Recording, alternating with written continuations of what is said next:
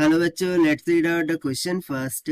Although direction of current through the armature reverses after each half cycle, yet it keeps on rotating in one direction. Why? से यहाँ पर बोल रहा है कि जो आर्मेचर है, ठीक है, जो उसमें से करंट फ्लो होता है वो every and each of the half cycle में क्या करता है, उस अपनी डायरेक्शन को रिवर्स करता है। बट बेसिकली क्या होता है कि हम जो कॉइल की डायरेक्शन है उसको एक ही डायरेक्शन में रखते हैं। सो ऐसा क्यों पॉसिबल है, उसके पीछे क्या रीजन है, उसे हम यहाँ पर बताना है। तो चलिए स्टार्ट करते हैं हम की कॉन्सेप्ट से which we are going to use here for this question. So यहाँ पर हम कॉन्सेप्ट क्या लगा सकते हैं, डीसी जनरेटर का। ठीक है, यहाँ पर हम बात कर लेंगे थोड़ा सा डीसी जनरेटर के कंसेप्ट के बारे में। सो बेसिकली डीसी जनरेटर में क्या होता है कि इस तरीके से पोल्स होते हैं। लेट्स सपोज कि ये एन पोल हो गया, ठीक है, और मैं मान लेता हूँ कि ये एस पोल हो गया। अब इसके बिटवीन में इस तरीके से कॉइल को क्या किया जाता है, फिराया जाता है, ठीक है, ताकि ईएमएफ का निर्माण हो सके। सो जैसे ही कॉइल को फिराया जाता है, सो जैसे कि इस कॉइल में जो करंट है उसका फ्लो होता है। सो इस ये इनिशियली, ठीक है, ये करंट इस डायरेक्शन में जा रहा था और उसकी अपोजिट साइड में जो करंट है वो डाउनवर्ड डायरेक्शन में चला जाएगा। ठीक है, सो बेसिकली क्या होता है, every and each of the half cycle ये करंट क्या करता है, अपनी डायरेक्शन को चेंज करता है। से यहाँ से हम क्या बोल सकते हैं कि करंट चेंजेस इट्स डायरेक्शन।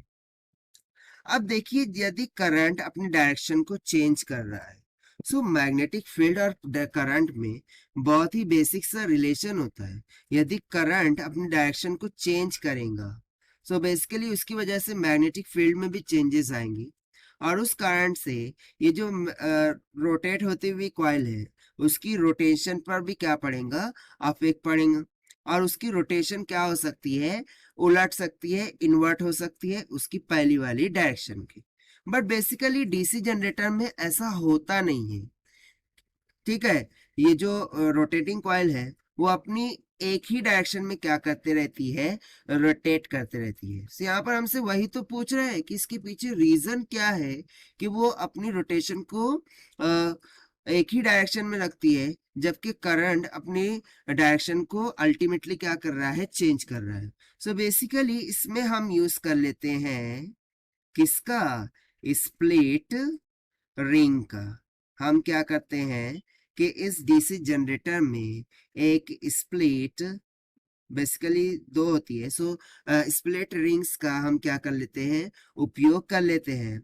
और स्प्लिट रिंग्स के द्वारा बेसिकली क्या होता है कि वो जो भी आर्मेचर है वो आर्मेचर की रोटेशन को वो एक ही डायरेक्शन में क्या कर देता है, स्थिर कर देता है। Even the current flowing throughout it is changing, यानी कि करंट चेंज होता रहे बट स्प्लिट रिंग क्या करता है, वो आर्मेचर को एक ही डायरेक्शन में रोटेट कराते रहता है। सो यहाँ पर हम सिंपली बोल सकते हैं कि स्प्लिट रिंग्स के इसका आंसर क्या हो जाएगा कि split rings keeps armature, split ring keeps armature to rotate in one direction, in one direction। और यही हो जाएगा हमारा answer for this question, that is split rings. Split ring के द्वारा हम क्या करते हैं, आर्मेचर को एक ही डायरेक्शन में रोटेट कराते रहते हैं, जबकि करंट अपनी दिशा को चेंज करता रहता है।